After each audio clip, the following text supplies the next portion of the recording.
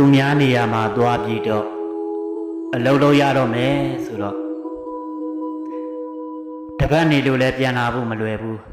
တလနေလို့လည်းပြန်လာဖို့မလွယ်ဘူးတစ်နှစ်နေလို့လည်းပြန်လာလို့မလွယ်ဘူးနော်ဟုတ်လားဒါကြောင့်မသွားခင်လေးမှာဘုံဘုံမျိုးဆက်တဲ့အရှင်ကုမာရတောင်ပေါ်မှာဩဝါဒကရာလေးရှင်းပြပေးလိုက်မယ်နော်ဒါကိုအမြဲမပြတ်ကျင့်သုံးပါနော်တေချာစဉ်းစားပြီးတော့ဟုတ်လားအဲ့ဒီတော့သူများနိုင်ငံကိုရောက်သွားပြီဆိုတာနဲ့ပထမဆုံးဘာလုပ်ရမလဲဆိုရင်ကိုရောက်ပြီဆိုတာနဲ့ဖရာတရားကိုမမေ့ပါနဲ့နော်ဖရာတရားမမေ့ပါနဲ့ဖရာအမြဲရှင်ကိုပါနော်အလုတ်အိတ်ခဏီမှလည်းတစ်ခါရှင်ကိုပါအလုတ်သွားကနေမှလည်းတစ်ခါရှင်ကိုပါနောက်တဲ့တရားကိုတနေ့တစ်ပုတ်အမြဲတမ်းနာယူပါအချိန်တစ်ခုပေးပြီးတော့အိတ်ခဏီမှပဲဖြစ်ဖြစ်ပေါ့နော်အဲ့ဒီတရားနာခြင်းဟာအတိဉာဏ်ပညာတိုးပွားစေတယ်နော်အတိဉာဏ်ပညာထက်မြက်စေတယ်ဘာဖြစ်လို့လဲဆိုတော့အလုပ်လုပ်တဲ့အခါမှာတချို့တနေရာမှာမတိတာလေးတွေနော်အဲ့ဒါလေးတွေကဘဝရဲ့ခွန်အားလေးတွေဖြစ်စေတယ်နော်ဒါကြောင့်တနေ့တရားတစ်ပုဒ်ကတော့နာပြည့်အောင်နာပါနောက်တစ်ချက်ကကျမ်းမာရေးဂရုစိုက်ပါကိုရောက်သွားပြီဆိုတာနဲ့လူတယောက်မှာကျမ်းမာရေးမှမကောင်းဘူးဆိုလို့ရှိရင်အလုပ်လုပ်ဖို့မလွယ်တော့ဘူးအလုပ်လုပ်ဖို့မလွယ်တဲ့အခါကျတော့ဘာဖြစ်မလဲကိုမျှော်လင့်တဲ့အရာတွေလည်းမဖြစ်နိုင်တော့ဘူးဟုတ်လားဒါကြောင့်ကျမ်းမာရေးကိုလည်းအထူးဂရုစိုက်ပါနောက်တစ်ချက်ကရွှေတာစုဆောင်ပါဘုံမတို့အခုဒီနေရာလေးမှာ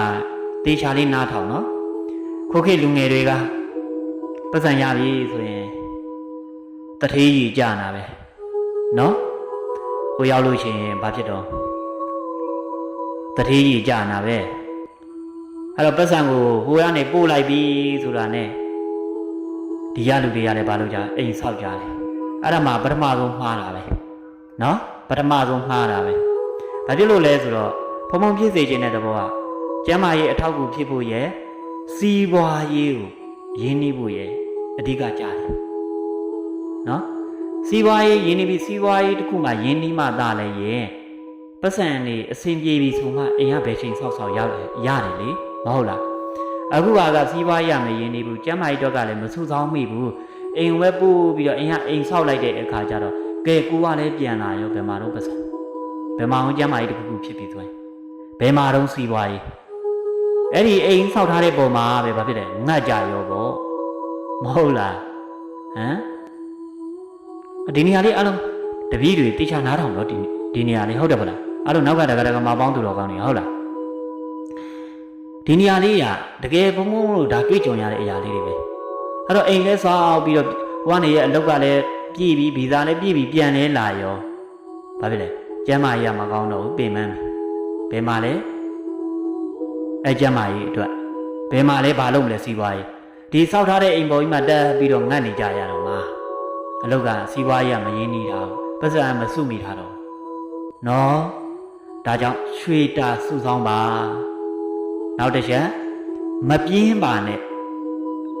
အလုပ်ကြိုးစားပါကို့ဘဝကို့အရှင်တွေကိုသိပါဒီနေရာလေးရောနော်မပြင်းပါနဲ့အလုပ်ကြိုးစားပါကို့ဘဝကို့အရှင်တွေကိုသိပါနော်ငါဘယ်လောက်ထိဘလို့ပြီးဆက်ခဲ့ရတယ်ငါဘယ်လောက်ထိရင်းနှီးခဲ့ရတယ်ငါဘယ်လောက်ထိဆင်းရဲခဲ့ရလဲဒီရောက်ဖို့အတွက်ငါဘလို့တွေကြိုးစားခဲ့ရလဲဆိုတာကိုသိအောင်လုပ်နားလည်အောင်ကြိုးစားပို့ပြီးတော့အလုပ်ကိုကြိုးစားမပြင်းနဲ့ကြားလာတဲ့ကတည်းကမှပေါင်းသူတော်ကောင်းနေနောက်ကဥစ္စာနော်ဟောတပည့်တွေကြားလာနော်အဲ့ဒီလိုမျိုးလုပ်ရတယ်အဲ့တော့ဘုံဘုံပြောတဲ့ဟာကိုလိုက်နာကျင့်သုံးပါဒါဆိုမင်းတို့အဆင်ပြေမှာပါအောင်မြင်မှာပါဟုတ်လား နောက်ပြီးတော့မိတ်ဆွေကောင်းကိုလည်းရှာပါမိတ်ဆွေကောင်းလည်းလိုအပ်တယ်နော်